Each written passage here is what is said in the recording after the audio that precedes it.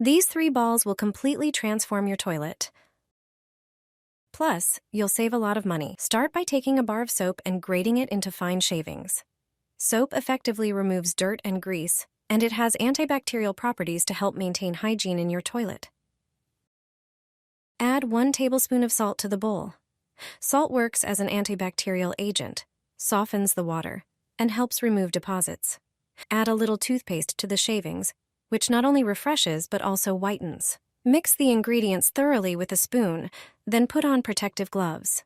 Shape the mixture into small balls. Wrap each ball in aluminum foil.